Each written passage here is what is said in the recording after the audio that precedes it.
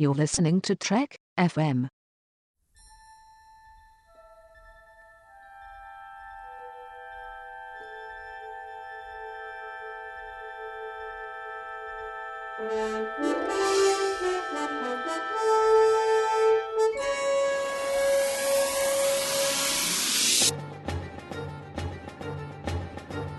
Hello and welcome to From There to Here, Trek FM's 50th anniversary rewatch of Star Trek, in which we look at all 729 episodes from beginning to end. I'm Mike from Stage 9, and today I'm joined by Lee from Earl Grey. How's it going, Lee?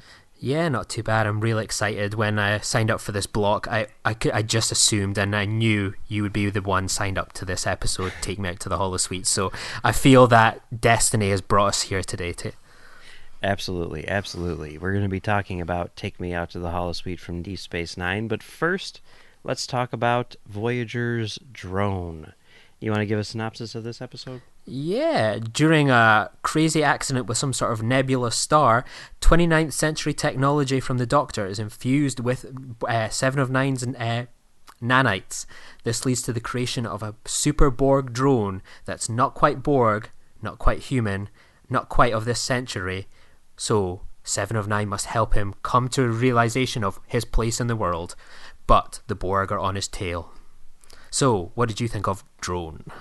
Yeah, I think every time that Voyager encounters the Borg, there's some hesitancy on my part as a viewer as to whether or not this is going to make any sense. And, this episode I think works pretty well. It was written by Joe Menosky and Bryan Fuller, along with Brannon Braga, which is kind of cool. And it's kind of it's very similar to I, Borg in a sense, where you have a drone and you're trying to convince him that individuality is the way to go and all that good stuff. I think it's handled well, because the Borg show up and you're like, how are we going to get out of this one?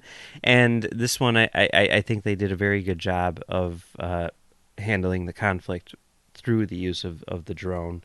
And I think it is kind of a tragic story about how he sacrificed himself for the greater good and all that good stuff. And I think it works pretty well. I think it's a pretty good episode. What did you think? Yeah, I think it's a pretty good episode. I think by this stage of kind of rewatching it, I feel a bit fatigued with Borg stories, and especially it being like the second episode of the season, it's kind of like, here we're back into the Borg stuff again, Borg episodes. But I think the performance from I wish I've not done my proper research here, but the guy who plays the drone does it excellently. That he's kind of that confused, trying to find out what his place in the world is, what his heritage is. It's an interesting dynamic, I think. The Doctor's hysterical in this episode, like, where's my mobile emitter? Oh, is it okay that he's so stressed about it that he's waking people up first thing in the morning? I'd probably be doing the exact same thing if it was my mobile phone or something. Rise and shine, come get my stuff. I think it's a pretty good episode.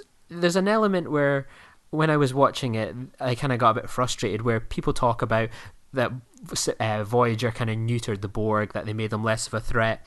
It's just little things like the Borg are on their way. They know they're going to be there in 3 hours, but like there's no yellow alert, red alert, or as soon as the Borg cube's destroyed, it's like, okay, yeah, that's kind of normal, par for the course. Yeah, red alert off, back to work, let's go. It's a bit frustrating, things like that. It kind of takes away the tension of this being this malevolent race that could be a threat, could assimilate the entire Voyager crew that they're telling this drone about, but they're kind of so relaxed about this Borg cube is only a few hours away that they're kind of just like, oh yeah, it'll be here in a few hours, yeah, whatever. And that's a bit annoying when I see the Borg, a species I loved as a kid, just chipped away further like that. Yeah, no, I can definitely see that. So now I forget exactly, even though I just watched this episode again, the other day, but the drone dies and they have his body back on Voyager, right? Yeah. So after he dies, does the Doctor be like, okay, cool, well, you're not going to be needing that mobile emitter anymore and take it back? Yeah, that's what I had this image of. I had this image of him getting like a saw out and just like hacking into that Borg's head, just like chopping it out, pulling it apart. It probably looked like Reanimator or Brain Dead, just with the amount of blood that was going to be splattered around sickbay as he tries to just get his mobile emitter out. That I don't think he waited 1 minute to start dibbing in. As soon as those credits rolled, he was hacking away. Yeah, 7 of 9 is like, oh my god, he died. This is so tragic. And the doctor's like, yeah, sorry for your loss. All right, come on, let's get this thing out. Balana, like Janeway get and over Chakotay here. are coming down the hallway, and all you just hear is like this chainsaw. That's how I picture it. Yeah. Maybe we can see that adventure in an expanded universe tale from pocketbooks or something at some point on the road. Yeah. All right. So, should we move on to our next episode for today? I think so, and I think Mike, you've got to introduce this episode. I think it would be discourteous of me to take that away from you. Okay, the next episode is Deep Space Nine's "Take Me Out to the Holosuite." This is the baseball episode. A former colleague or rival of Sisko's, a Vulcan captain, comes aboard Deep Space Nine, and Sisko really doesn't like this guy because he's very competitive, especially for a Vulcan. And they decide to play a baseball game to determine who is the best of anything, I guess, right? Just who's the best. And Sisko puts together a ragtag team of Deep Space Niners, as they're known, to take on the Vulcan logicians and see once and for all who is the best. And hijinks ensue. So what did you think about Take Me Out to the Holosuite? I'm smiling just listening to you describe that because I think it's just such a fun episode. I think it's, if I put on my philosopher's hat here, I think it's quite a relevant Star Trek episode showing that diversity against an oppressive superior race that claim they are the best and unstoppable really is a message for our times. I think it's such a fun episode to see Sisko just lose the plot about how jealous he is of this Vulcan, how driven he is to beat him, that you could have a double bill with First Contact. There's Picard, he's lost the plot, the line must be drawn here. For Sisko, it's baseball, the line must be drawn here, we must beat them at all costs. No one's here to have fun, we are going to beat the Vulcans. I just think there's so many little things in this episode that are so enjoyable. And first and foremost, it's great to hear the Federation national anthem. Like, oh yeah, as a geek, that is so cool to hear that. Like, when you're a kid, you think, well, what's that? And then as you're watching it, you're going, oh my god, that's the Star Trek, that's the Federation anthem. It's really cool. I love the character beats. It's hard not to smile when you watch it. Like Worf, death to the opposition, we will crush them. And Rom, and his bunt, and Bashir, this genetically enhanced individual struggling to comprehend the rules of baseball. There's just so many wonderful character experiences and moments. It's impossible not to enjoy it after the past 8 episodes where it's been huge emotional climaxes.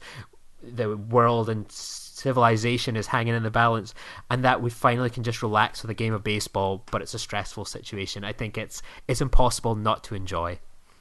Yeah, Deep Space Nine is really good at sort of having these episodes, these lighthearted episodes, as sort of like release valves after big, long, epic arcs and that kind of thing.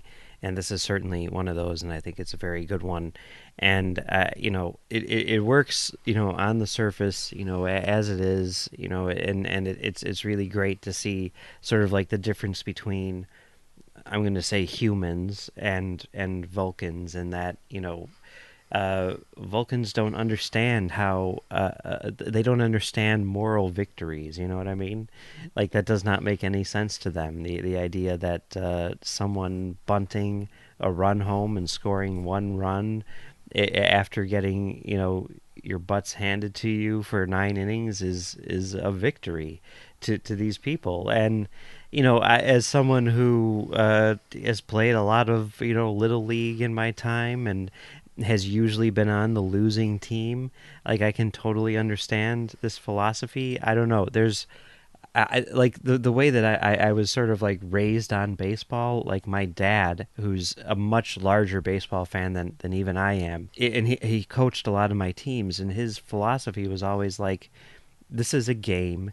Yes, it is a competition, but at the same time, the reason why we're doing this is not because it's a career or because we're learning something about ourselves as people through victory or anything like that. It's because we're kids and we're having fun, which is the opposite of what you see in a lot of little league situations. I mean, the younger the kids, the more intense the parents are. And I mean, I was an umpire for t-ball, and those parents were insane, getting into shouting matches with me over like rules, while kids are standing out in the field being like, who cares? I just want to play, and that was sort of like the philosophy that my dad always had, which is like, let's have fun, because this is a game and nobody cares. And if we win, that's great. And if we lose, whatever. We still had fun playing.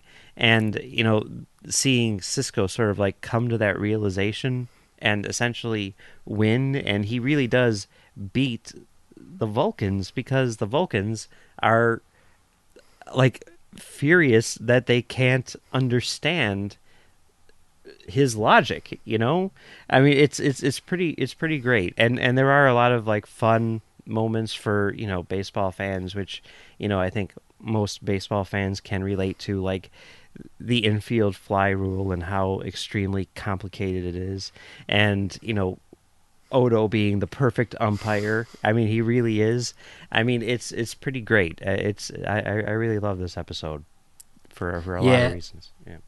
Yeah, like Odo's brilliant in that. You're out. He is the perfect umpire. He embraces it so much, and like the end of this episode reminds me of like sports in Scotland. We don't play baseball here, but it's that kind of glorious failure. Yeah, we may have lost, but you know what? We're gonna have some fun. We're gonna have some drinks, and isn't that what it's all about at the end of the day? Just like playing a sport with your friends, having a few drinks after, and goading the opposition a little bit. Like that's sports. If you can't win it, that's all you've got to kind of make do with in life, and we call it glorious failure here in Scotland. That, well, we were so close to winning it, but hey, we tried and came close. Now let's go get drunk. And that's what they do at the end. It's just like Deep Space Nine is the perfect Scottish crew.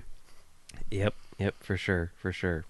Now, I really, really, really hope that Anovos will make especially the caps for the Deep Space Niners, but also the jerseys. I know they've had it on a few of their surveys. If you ever get one of those surveys and they ask you what your likelihood is for buying a Deep Space Niners cap, check off very likely just for me, all right? That's a call out to everyone. Let's make this happen, because they sold the Deep Space Niner caps and jerseys back in the day, and I bought there's patches as well, isn't there? Yeah. I bought 2 of the caps, and I've worn them out completely. So it's time for a new one. So let's make this happen. We'll make sure to put that in the comment section when this episode's released. All right. Well, I guess that pretty much wraps it up for today. Lee, where can people find you on the internet? Yeah, you can find me on Twitter at Lee_Nostromo. You can find me on the Earl Grey podcast, talking Star Trek Next Generation, sooner rather than later. And what about yourself, Mike? Where can people find you? You can find me on Twitter at Mumbles3K, and you can also find me right here on Trek FM, hosting Stage 9, where we look at the people who make Star Trek. All right, well, that's it for today, and tomorrow we will be back with 2 more episodes of Star Trek, Chrysalis, if I'm pronouncing that right, and Extreme Risk.